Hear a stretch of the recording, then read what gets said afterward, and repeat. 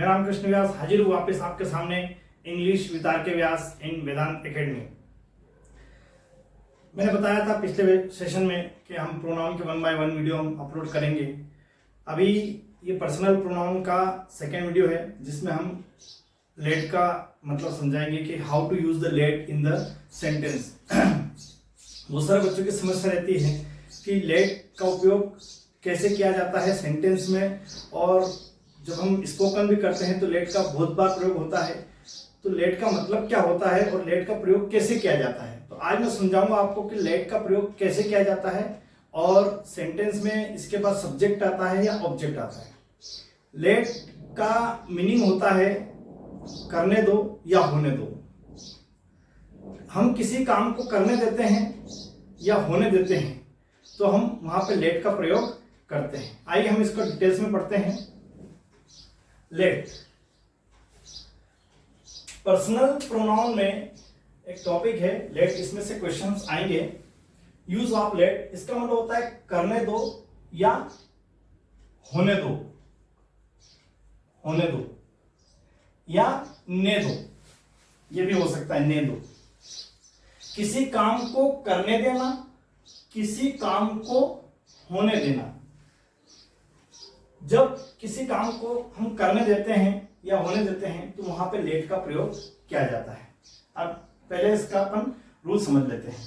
Rule कैसे कि late plus object plus verb का फर्स्ट फॉर्म प्लस अदर जो भी हम लिखते हैं, ये इसका फॉर्मूला है।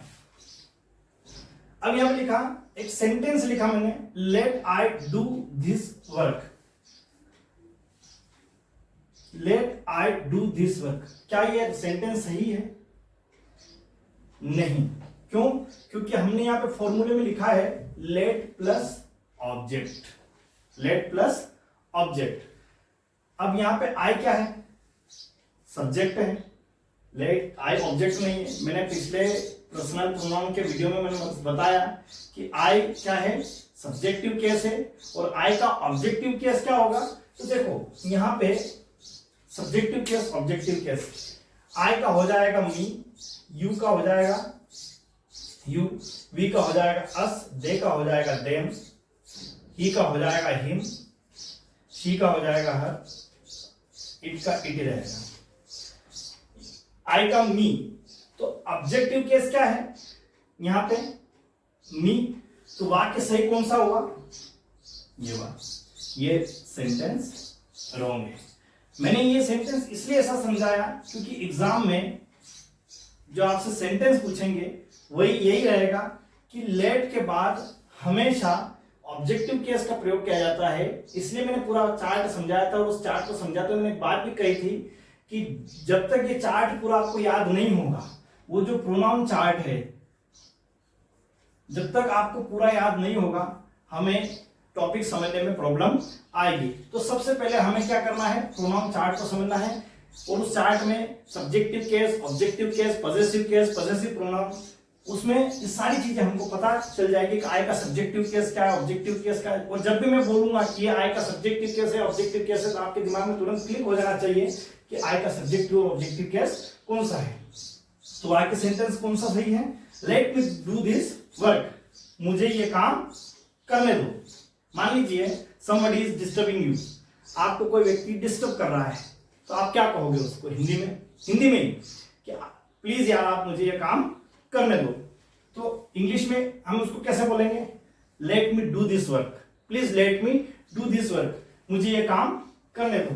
तो वहां पे हम क्या यूज करेंगे? लेट। यहां पर सब्जेक्ट, अच्छा अब सबसे बड़ी बात यह है कि आप बोलोगे कि सर ऑब्जेक्ट तो यूज हुआ लेकिन सब्जेक्ट तो यूज हुआ ही नहीं। तो सेंटेंस सब्जेक्ट यूज होगा सेंटेंस में, पर वो सेंटेंस क्या होगा? छुपा हुआ रहेगा। सब्जेक्ट यहां पे क्या होगा? छुपा हुआ रहेगा। जैसे मैंने अभी आपको बताया कि let me do this work, please let me do this work, तो हिंदी मीडियम में इसको बोलेंगे क्या? प्लीज आप मुझे ये काम करने दो। तो आप क्या है? सब्जेक्ट है। तो यहां पे आप क्या आगे छुपा हुआ रहता है। जैसे यू लेट के आगे हम लगा सकते हैं कि you let me do this work, please you let me do this work, आप मुझे काम करने दो। तो यू यहां पे क्या है? आगे है, पर क्या है? हिडन है। मतलब छुपा हुआ है। तो आपको यहाँ लेट बोलने की आवश्यकता नहीं है। यहाँ पे आप इतना बोल सकते हो let me do this work, सामने वाला समझ जाएगा कि ये मुझे ही कह रहा है। तो यहाँ पे जैसे अब एक वाक्य है, एक वाक्य में बोलता हूं कम हियर, मैं बोलता हूं कम हियर, आप यहाँ आओ, तो इधर आओ, तो यू क्या हुआ, यू तो यहाँ पे हिडन है, या तो कम हियर बोलो या यू कम हियर बोलो, बात एक ही है। पर कम हियर मोस्टली जो पर्सन है, जो इंग्लिश बोलने वाले हैं, वो केवल इतना बोलते हैं come here, you come here बहुत कम बोलते हैं। क्यों? क्योंकि वो समझ जाते हैं, एक अंडरस्टूड बात रहती है कि इसमें ऑब्जेक्ट छुपा हुआ रहता है। उसे बोलने दो, let him go, sorry let him speak, उसे बोलने दो, लेट हिम स्पीक। हमें पढ़ने दो, लेट अस स्टडी, हमें पढ़ने दो।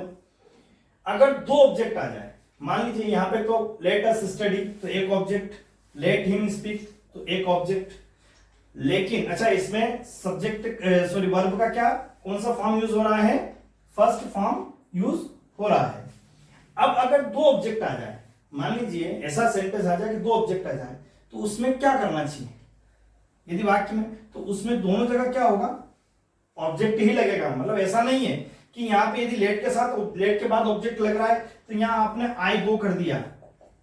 यदि दो ऐसे आ जाए तो क्या होना चाहिए, हमें आई नहीं लगाना चाहिए, हमें क्या करना चाहिए, यहाँ पे भी मी यूज होगा, लेट यू एंड मी गो। उसे जो है उसे भी जाने दो, तुम्हें भी जाने दो और मुझे भी जाने दो। तो वहां पे आई ऐसा नहीं होगा आई गो, यहां पे क्या होगा मी गो। ठीक है, तो यहां पे कंफ्यूजन नहीं होना है कि आई आ जाए, यहाँ पे ऑब्जेक्टिव केस आई का ऑब्जेक्टिव केस ही आएगा। अब आता है नेगेटिव।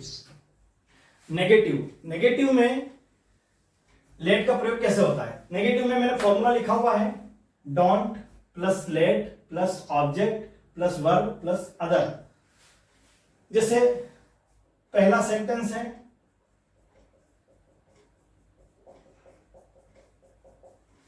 उन्हें यहां मत आने दो, उन्हें यहां मत आने दो।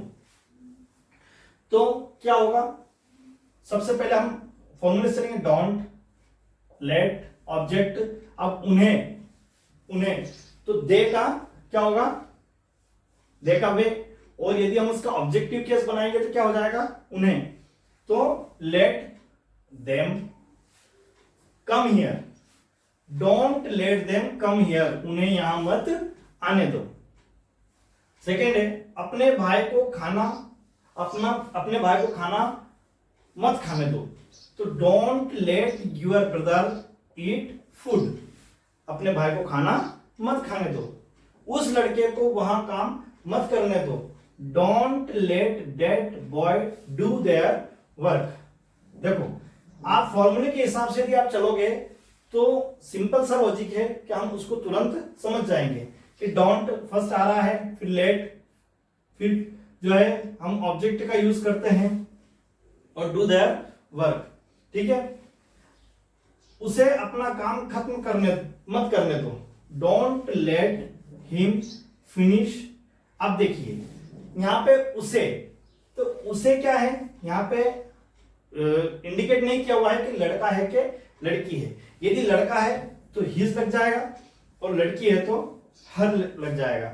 ये डिपेंड करता है जेंडर के ऊपर कि वो लड़का है या लड़की है। यदि लड़की है तो शी का ऑब्जेक्टिव केस क्या रहेगा, हर, और लड़का है तो शी का ऑब्जेक्टिव केस क्या रहेगा, सॉरी पॉसेसिव केस क्या रहेगा, हिज। ठीक है, is it clear? I hope आपको वीडियो पसंद आया होगा।